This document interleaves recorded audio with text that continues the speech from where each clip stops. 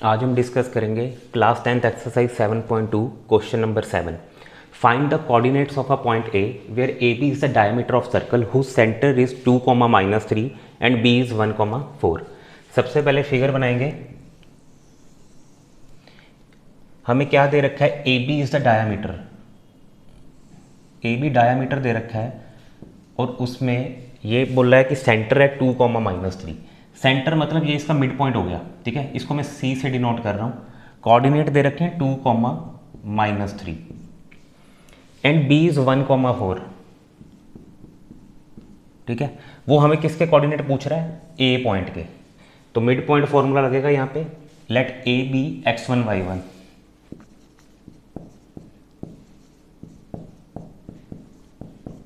इसको मैंने ले लिया x1, y1।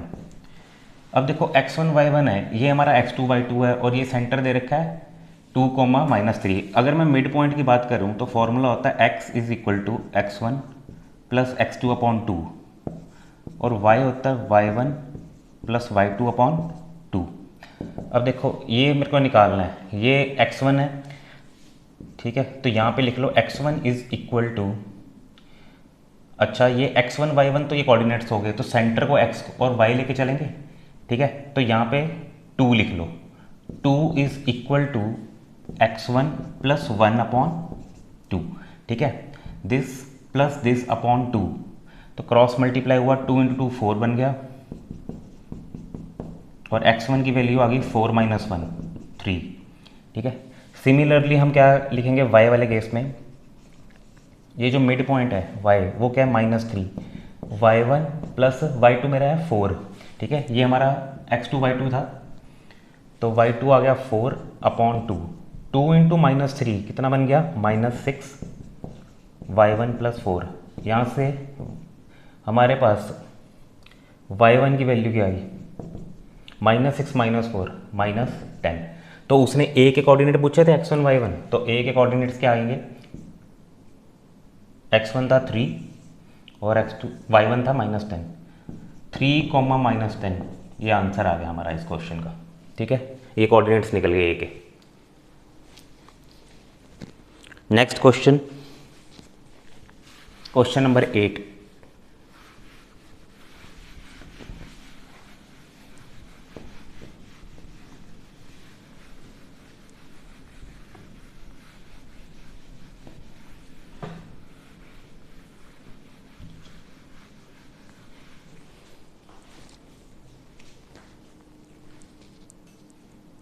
क्वेश्चन 8 है,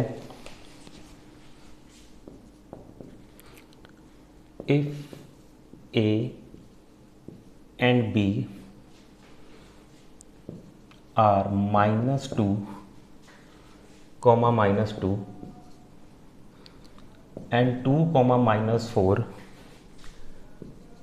respectively,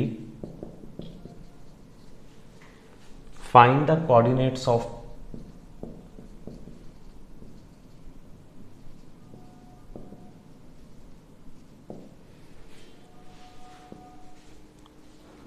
P such that AP is equal to 3/7 of AB and P lies on the line segment AB, ठीक है। हमें पूछ रहा है P के कोऑर्डिनेट्स। देखो A और B दे रखा है और P पॉइंट है उसी लाइन सेगमेंट के ऊपर। ये A है, ये B। A के कोऑर्डिनेट्स हैं -2, -2 और B के कोऑर्डिनेट हैं 2, -4। P के कोऑर्डिनेट हम लेट करेंगे x, y। कहता such that A P is 3/7 of A B. अच्छा यहाँ पे बस यही चीज़ मेन है, कई बच्चे क्या करेंगे यही रेशो ले लेंगे 3:7, जबकि ये गलत है। A P upon A B पूरा दे रखा है, हमें रेशो कैसे दी होती है A P upon P B में, ठीक है। तो इसको हमें मॉडिफाई करना पड़ेगा। A P is 3/7 of A B. इसका मतलब मुझे ना A P upon A B की रेशो दे रखी है 3/7, ठीक है, दिस अपॉन दिस पूरा, पर मुझे तो ए पी और पी बी की रेशो चाहिए होगी, ठीक है, सेक्शन फार्मूला के लिए। सेक्शन फार्मूला के लिए मुझे ये वाली रेशो m1 और ये m2 चाहिए, ठीक है, इतना पार्ट पी बी। तो अब पी बी कैसे निकाल लेंगे? देखो, अगर ये टोटल 7 पार्ट्स हैं, ठीक है, ये ए बी पूरा का पूरा 7 है और इसमें से ये ए पी 3 पार्ट्स है, तो इसका मतलब पी बी कितने पार्ट्स होंगे? 4, ठीक है। इस 7 पार्ट्स में से अगर मैं ये 3 माइनस कर दूं तो इसका मतलब पी बी मेरा क्या आ गया? 4। तो इसका मतलब this implies A P upon P B is 3/4। अच्छा, कभी कभार ऐसा होता है, कुछ स्टूडेंट्स क्या करते हैं, ये डायरेक्ट लिख देते हैं और कई टीचर मार्क्स नहीं देते इस चीज़ के कि ये आपने डायरेक्ट कैसे लिख दिया 3/4। तो आप क्या करो, इसको ना रेसिप्रोकल कर दो, A B upon A P क्या बन गया? 7/3, और इसमें सब्ट्रैक्ट कर दो 1, ठीक है, A B upon A P -1 और यहाँ पे 7/3 -1। अब देखो, जब मैं माइनस करूँगा तो नीचे एलसीएम यहाँ पे ए पी आ गया, तो A B minus A P is 7 - 3/3। अब देखो, A B minus A P क्या बना? पूरे ए बी में से जब ए पी माइनस करोगे तो क्या बनेगा? P B upon A P. ये क्या बन गया? 4 और ये बन गया 3।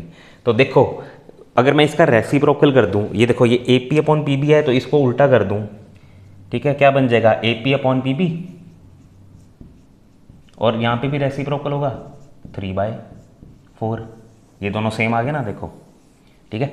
तो आप क्या करना है, ये पेपर में एक्सप्लेन कर देना रेशो, ठीक है, इससे टीचर मार्क्स कट नहीं करेंगे, ये वाली चीज़ शो कर देना वहाँ पेपर में, ठीक है, डायरेक्ट मत लिखना वहाँ रेशो। चलो, अब रेशो तो हमें मिल गई, ठीक है, 3/4, मतलब m1 क्या आ गया मेरे पास?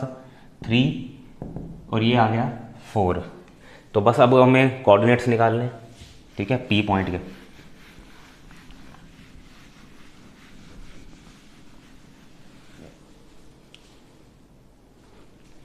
सेक्शन फॉर्मूला लगेगा, P coordinate x is equal to क्या लिखेंगे? m1x2 plus m2x1 upon m1 plus m2। m1 मेरे पास है 3, x2 ये x1 y1 है और ये है हमारा x2 y2, ठीक है। m1 x2 है मेरे पास 2, m2 कितना है 4 और x1 कितना है -2 अपॉन m1 प्लस m2। 3 × 2 6, 4 × -2 -8, 3 + 4 क्या है? 7। तो ये क्या बन गया? -2/7। y point m1 y2 plus m2 y1 upon m1 plus m2। m1 क्या था? 3 और y2 कितना है? -4। m2 4 और y1 कितना है हमारे पास? -2 अपॉन m1 प्लस m2। इसको सॉल्व करेंगे, 3 × -4 -12, 4 × -2 -8 अपॉन 7। ये क्या बन गया? -20/7। तो पॉइंट जो हमें चाहिए था P, उसके कोऑर्डिनेट्स क्या आ गए? Therefore P is equal to, हाँ जी, x क्या था? -2/7 और y था -20/7, ठीक है। ये आंसर आ गया हमारा। Next question number 9।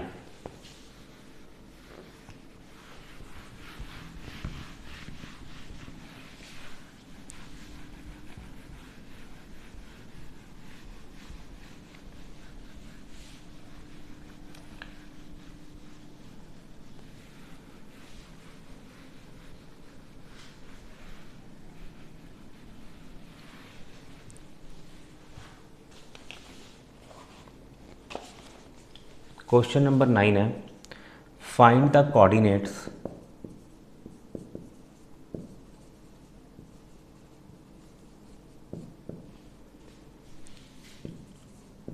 of the points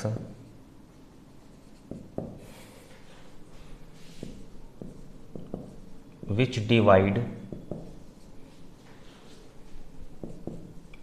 the line segment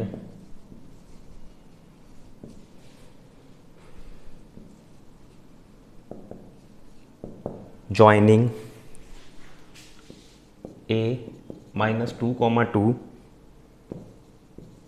and b 2 comma 8 into 4 equal parts। इस क्वेश्चन को इंपॉर्टेंट मार्क कर लो,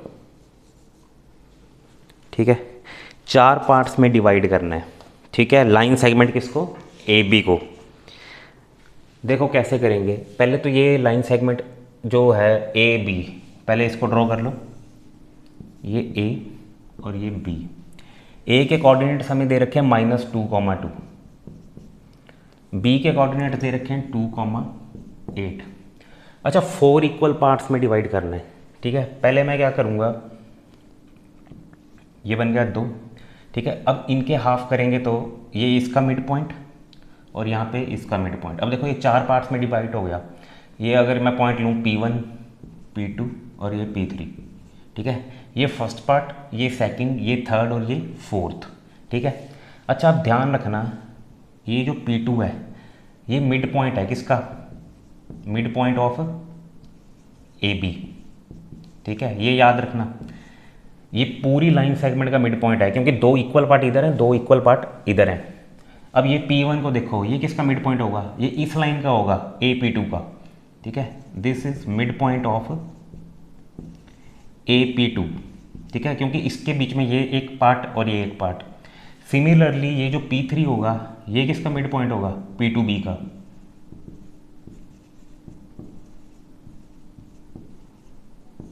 ठीक है।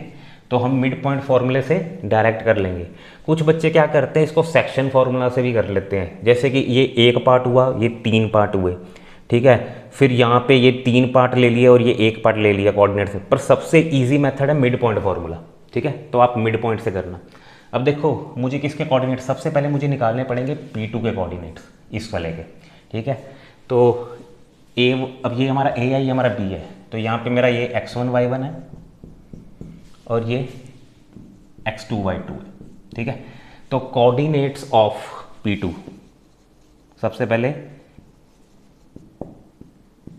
पॉइंट P2 के निकालेंगे। तो P2 के कोऑर्डिनेट्स क्या होंगे? x1 + x2 upon 2, -2 + 2 upon 2, y1 + y2 upon 2, ठीक है। आप इसको पूरा रिप्रेजेंट करके भी लिख सकते हो, x1 + x2 upon 2, y1 + y2 upon 2, ठीक है। P2 के कोऑर्डिनेट x, y लेके कर सकते हो, ठीक है।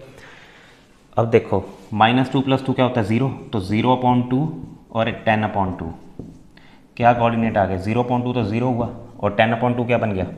5, ठीक है। तो अब P2 के मिल गए मेरे को कोऑर्डिनेट 0, 5, एक पार्ट हो गया हमारा।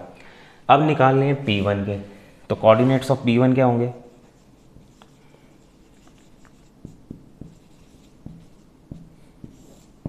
अब ये x1 y1 है और आपका ये x2 y2 बन गया, ठीक है। वो चेंज होता रहेगा मिड पॉइंट के अकॉर्डिंगली। तो अब P1 के कोऑर्डिनेट्स कैसे निकलेंगे? x1 + x2 upon 2। अब इस चीज़ को x2 अपॉन y2 नहीं लिख सकते, ठीक है। तो ये हो गया x2 y2। तो यहाँ पे क्या था P1 का?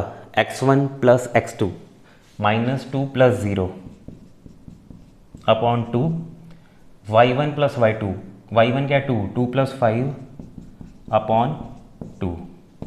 तो आंसर क्या आएगा? -2 + 0, ये तो -2 और ये कैंसिल हो जाएगा, 2 और 2 तो क्या बन गया? -1 और ये बन गया 7 अपॉन 2, ठीक है।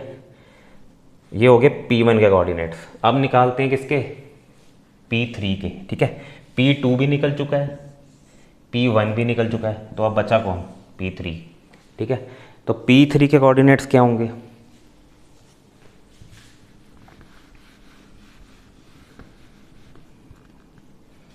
Coordinates of P3। अब P3 के कोऑर्डिनेट्स देखो क्या आएंगे, किस में है P3? P2 और इसके बीच में, ठीक है। तो ये मेरा 0 + 2 अपॉन 2, ठीक है। और 5 + 8 अपॉन 2, तो 2/2 तो 1 होता है और ये क्या बन जाएगा 13/2। ठीक है, हमें यही निकालना था ना, find the coordinates of the points. ठीक है, तो P1 भी निकल चुका है, P2 भी निकल चुका है और P3 भी निकल चुका है। ठीक है, तो ये हमारा आंसर हो गया। चलो जी, नेक्स्ट क्वेश्चन, लास्ट क्वेश्चन है question number 10।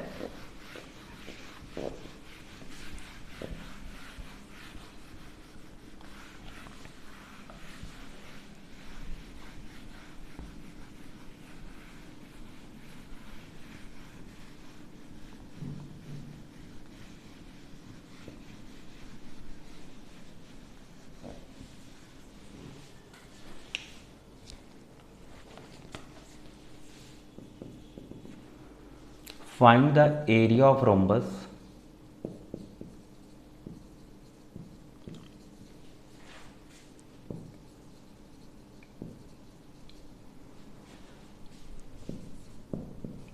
if its vertices are 3, 0, 4, 5, -1, 4 and -2, -1 taken in order।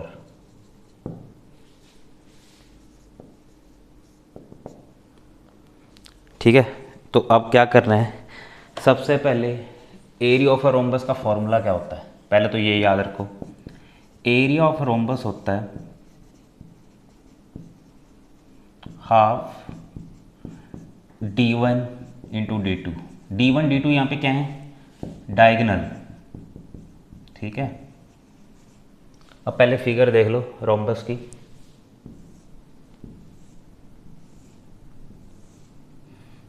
A, B, सी और डी, तो ये ए सी और ये बी डी, इन दोनों का प्रोडक्ट और हाफ से मल्टीप्लाई, तो मुझे चाहिए हाफ इंटू ए सी इंटू बी डी, तो हमें डिस्टेंस फार्मूला लगाना पड़ेगा।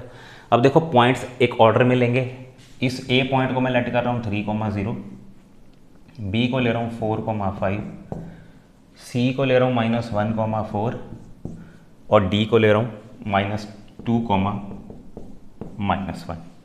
ठीक है, अब हमें डिस्टेंस फार्मूले में ए सी और बी डी ही चाहिए, तो ए सी निकालते हैं, x2 - x1 का स्क्वायर, x2 - x1 3 -1,